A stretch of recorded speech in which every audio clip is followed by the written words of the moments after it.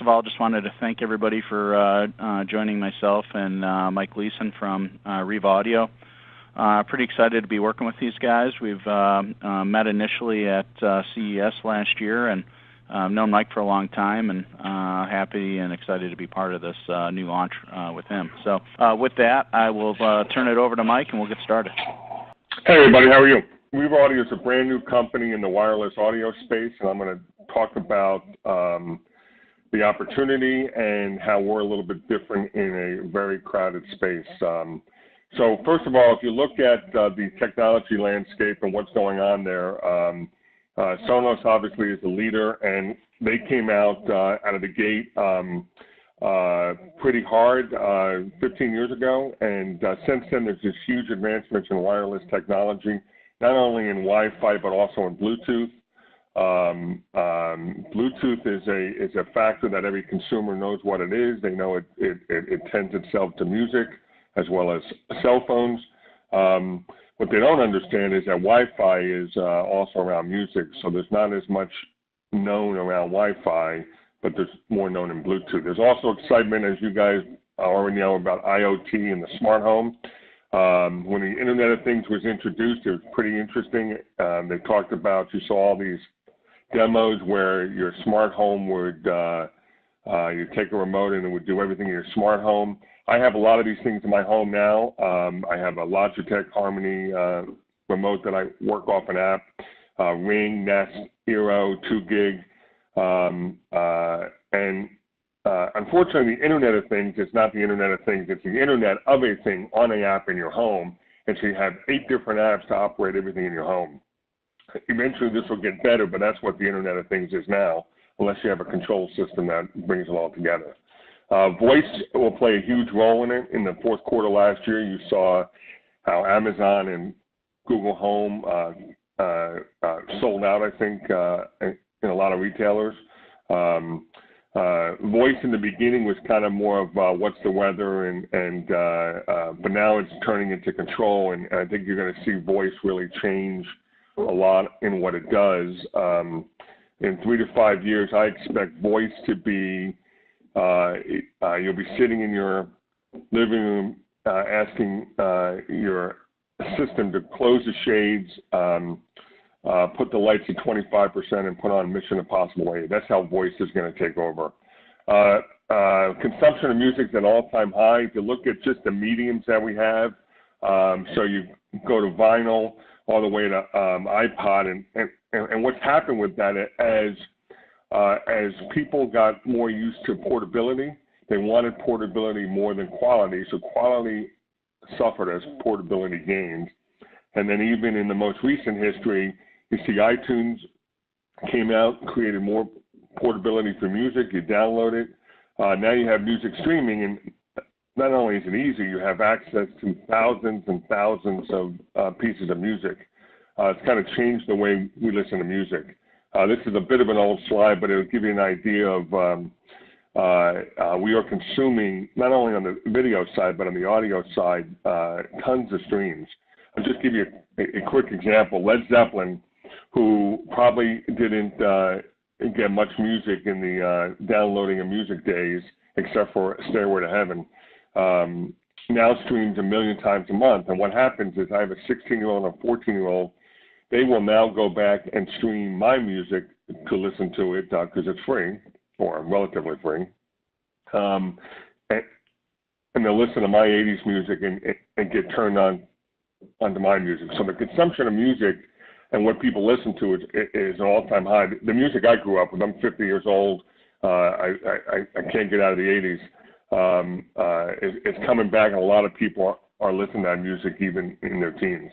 The cool thing is that with all these consumer habits of listening to music, they still listen to music mostly at home. They may listen to it on a phone, but they listen to it at home. That's where most of the listening is done. So there's this huge opportunity with this mature wireless technology, voice and IoT, and a major shift in the way people consume music creates a huge market opportunity. So that's kind of the setup to why we came into this business. And so you might be asking, who the hell is RIVA? So I'm going to give you a little history of the company. we were born basically out of the idea that we wanted to create an honest replication of live music. And so this slide kind of tells it all. On the left side, you see what you see at a live concert. On the right is what most people listen to at home, which is a tinny speaker on a Bluetooth side, or they listen right off their phone, and it's not the music that you hear on stage. So our background is around live music. Our roots of the company is in creating audio for the legends of modern music. So Ricky Farr is the owner of our company. He worked with artists such as Zeppelin, Hendrix, The Who, Rush. He's a really interesting guy. He is, his father was Tommy Farr, who fought Joe Louis for the heavyweight championship of the world in 1956. His claim to fame there was he was never knocked out, won all 15 rounds, lost. So Ricky became known as a boxer's boy. He got into fights in bars, and in 1961 got thrown out of a bar, was on line to get a hot dog, and ran into this guy named John Lennon, who was really nobody back then. He was playing for a band called the Silver Beatles, and those two became friends, and that's how he got into the music business. And so he was an engineer by trade. He was behind the glass a lot. He was he put on concerts. He recorded albums, and he mostly put on live concerts. So have you ever heard of the Isle of Wight, which was like the Woodstock version of in Britain in 1970? He put on that concert, 650,000 people. And so this is just a picture from that. And so he's been trying to create problems in sound and solving it. So and he's like any rock and roll guy, he finds his inspiration from unusual places. So this is just a picture of an oil rig in Houston he saw. This is not the actual oil rig, but a picture of it. And if you think about concerts in the mid 70s and late 1970s, 2/3 of the stadium was full, and the last third was empty. They didn't have people behind the stage. There was nowhere to get sound back there, so all the sound was up front. So we saw this oil rig and said, we have to create a 360-degree audio field and put speakers up top, which you see all the time in concerts now. He created that and created a 360 stage and made Rod Stewart sing to it. And then after a few years, he started breaking stadium capacity in Wembley Stadium and many other places. So he's been doing this all his life, and fast forward 40 years, you see him, he's old as sin.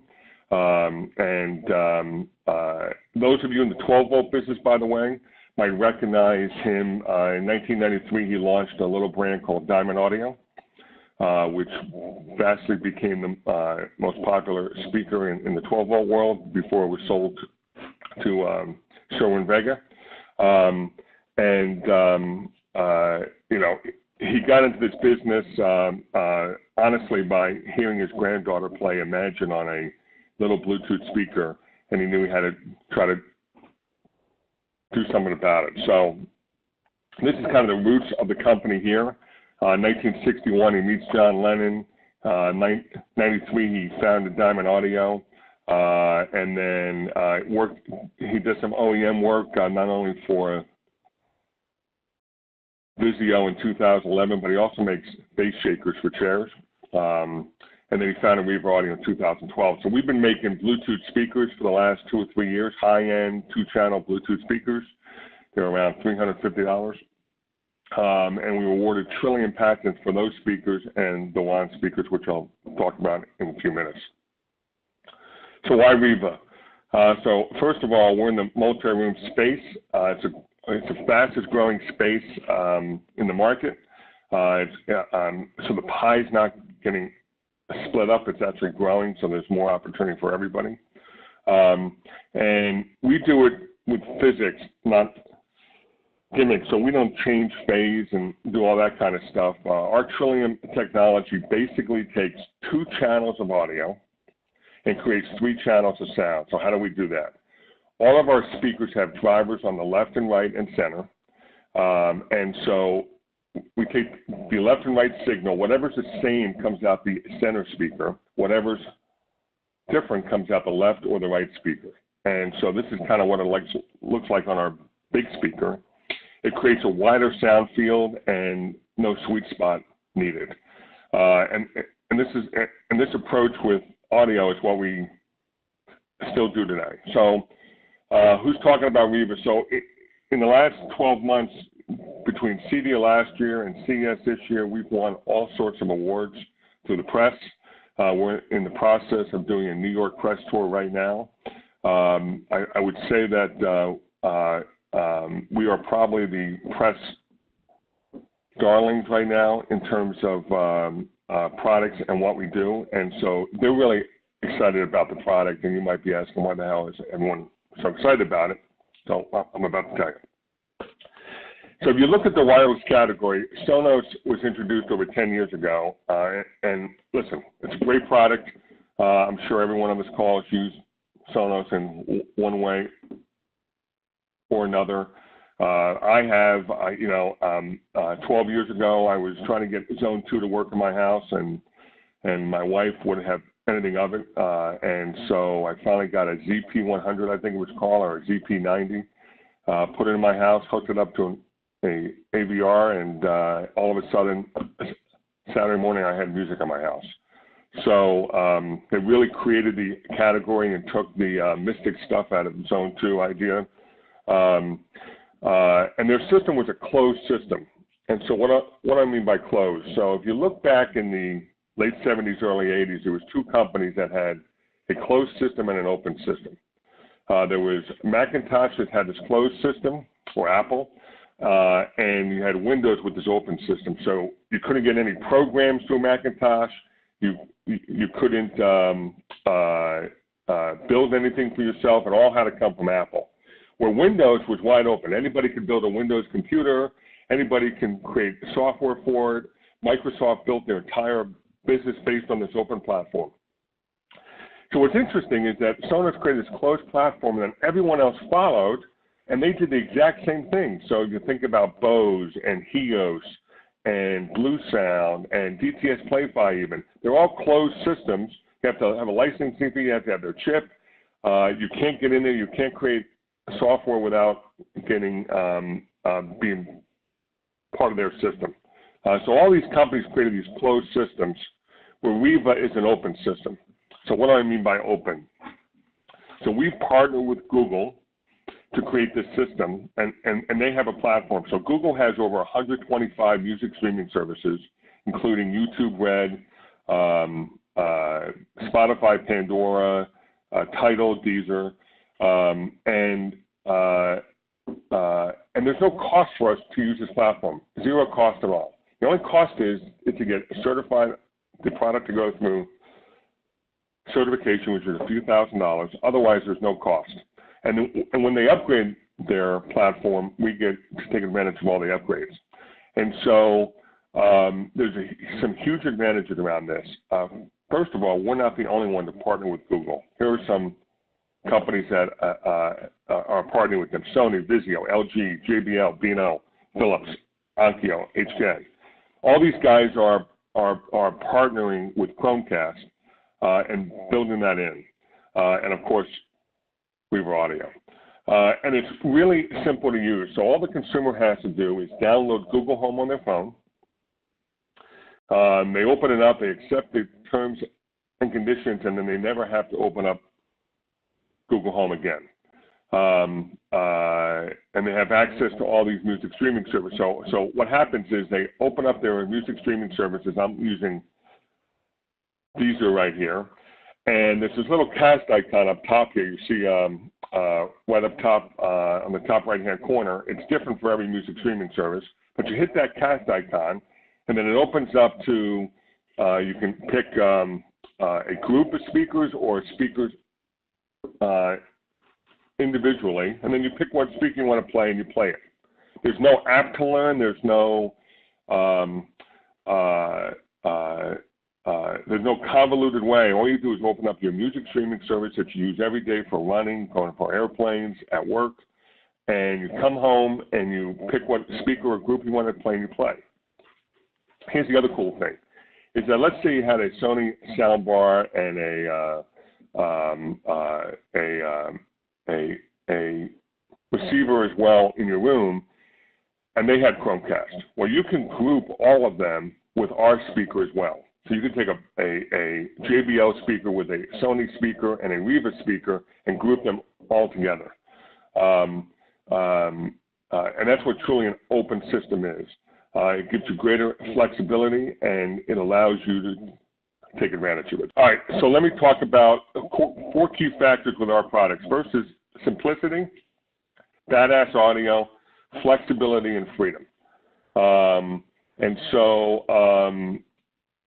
Simplicity, I think I showed you that already. Google Home app is used for setup, so the installer will use that app to set up groups, to install the speakers in the home, but after that, the consumer doesn't have to open that up at all. It's easy to set up and you play from your favorite music streaming apps. So superior audio. So all of our speakers have the Trillium for stereo sound. They all can do up to 24 192 high-res audio.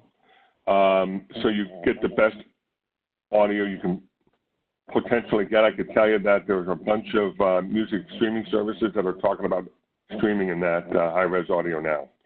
And allows you to enjoy a live experience anywhere, not only in a concert format. So flexibility. So what's cool is all of our speakers and products do Bluetooth, they do Wi-Fi, they do AirPlay, they do DONA. You can hook up 30 of these together in a room or a house, a big house. Here's the other cool thing. You can group one speaker in multiple groups. So I'll use Sonos as an example. If you have like a kitchen, living room, and office, and you want to just do kitchen, living room, and bathroom, you have to uncheck office, check bathroom, and create this new group. Ours, the office can be office, living room, kitchen, office, living room, office, bathroom. One speaker can be grouped in multiple groups, endless groups. So that as the installer, you could do that ahead of time so you don't have to worry about it later. I'll get to the advanced features in a second. All of our speakers have USB on the back for charging, or if you want to download HD tracks and play high-res music on it, with a USB stick. And they all have a 3.5 millimeter input, so you can hook up a CD player, a computer, or a record player. So freedom. On the Arena, you have the optional battery pack, which I'll get into in 1 second. Actually, I'll hit it now. So the Arena is our small speaker, and there's an optional battery pack that can hook up with it. And that battery pack lasts 20 hours at 70 dB, so about 10 hours full time. And allows you to play outdoors. I know a lot of you guys are creating Wi-Fi nodes near the back door or even outside so that consumers can get Wi-Fi outside. And so imagine you have 3 of these speakers in a kitchen, in an office, in a master bedroom, all with the battery attached. And you're having a party. You could take these 3 speakers, bring them outside, unplug them, bring them outside, place them outside on the ground anywhere, and now create a group called Outside and play all 3 speakers outside without any power. And after the party's over, you can bring them inside. If it starts to rain, no problem. They're splash resistant, so you can bring them back in as long as you don't dump them in a pot of water. I'll get into the away mode in a second. They can also work on the 2.4 or 5 gigahertz bandwidth, and then I mentioned the charge out earlier. So the away mode. This allows you to take our speakers and let's say you guys got a cabin up in the mountains or at a lake and he's only there 2 months a year, he doesn't want to put internet for the whole year. So each of our speakers have routers built inside. You could bring 3 of our speakers with no internet and no power, actually, if you want to use the optional battery pack. And you Bluetooth into one, whether it's streaming on your phone or local content on your phone, and a Wi-Fi to the others, creating this parent-child relationship. And then you have music in your house with 3 or 4 speakers with no internet whatsoever. It creates its own mesh network. We do have an app. The app is for that feature that I just talked about. It's also for playing local content, and it's also for creating stereo, assigning a speaker as left or right, so you can create a stereo pair. So I'll get to the products here. First product is the Festival. This is our bigger product. It's got 10 drivers, 2 passive radiators. It's got a wood enclosure inside, comes in white or black. As I said earlier, it does Bluetooth, it does AirPlay. It has optical input on the back, so if you want to hook it up to a TV and use this as a soundbar, you can. It's $4.99. All of our products, I won't get into pricing too much, but all of our products are very profitable as well. Bill can fill you in on that at a later point, but I think you can make some money on this. You can make a lot more money than some of our competitors out there. This is the boxing on the Festival. The Arena is the smaller one, comes in white or black, and it's $249. This is the piece that has the optional battery pack. All of our speakers have the ability to play and pause up top, hit volume up and volume down, and next track. And this is the packaging of that. The battery is $100. It fits on the bottom of it, and it charges when the unit is hooked up with the speaker, and you can plug it in.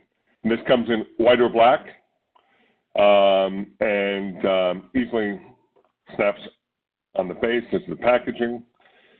And then at CEDIA, we're going to launch RIVA Central.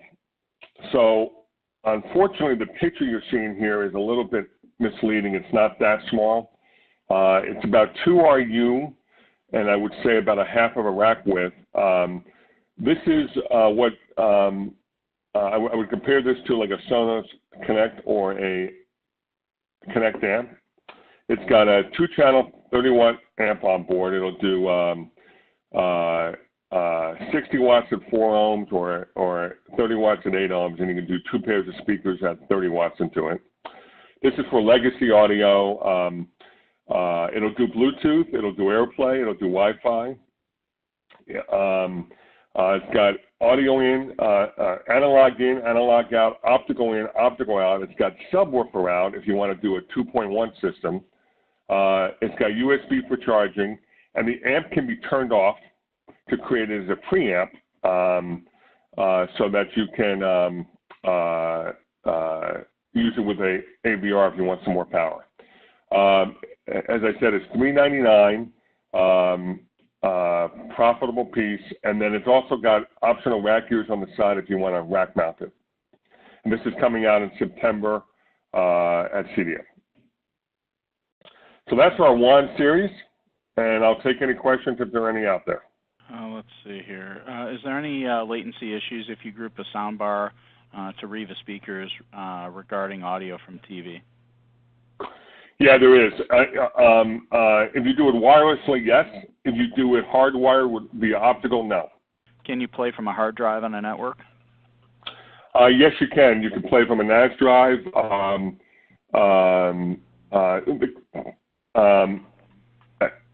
With that feature right now, you use a program called AllConnect, which is a Google Cast program, and it'll look for any drives you have in your house. As long as it's on the Wi-Fi network that your speakers are on, you can play from it. Is there EQ, bass treble settings in WAN? There's not. There are some EQ settings, but not your basic bass and treble. We are going to add that in via a software update, hopefully by CDM. Can you AirPlay to a group? You can't AirPlay to a group. AirPlay is just one-to-one. And the other thing I would tell you guys is hopefully you have an opportunity to stop by AllNet and hear these speakers because the sound quality is awesome, and I think you'll hear that it's better than a lot of what is out there now.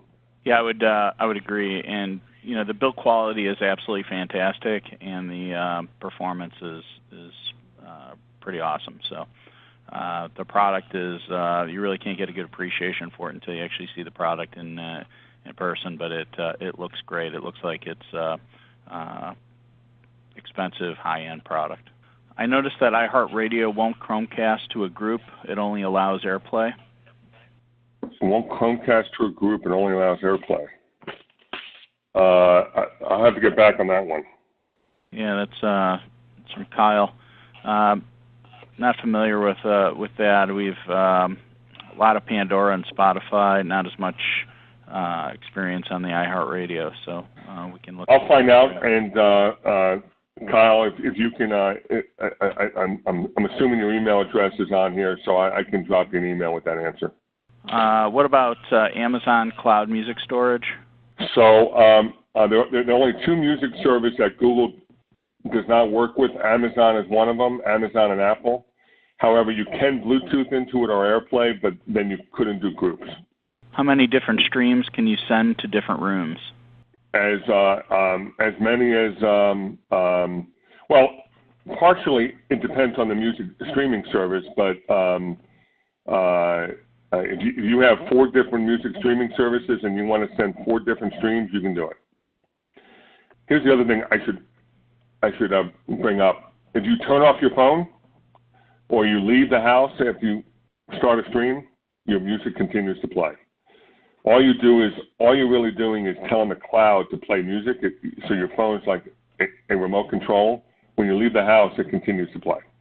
And back on that Amazon Cloud issue, it actually may work if you're operating off the same Wi-Fi and you don't have to go through Amazon Music to access it. Okay. Does it support Pandora for Business or XM for Business? Yes. Thank you very much.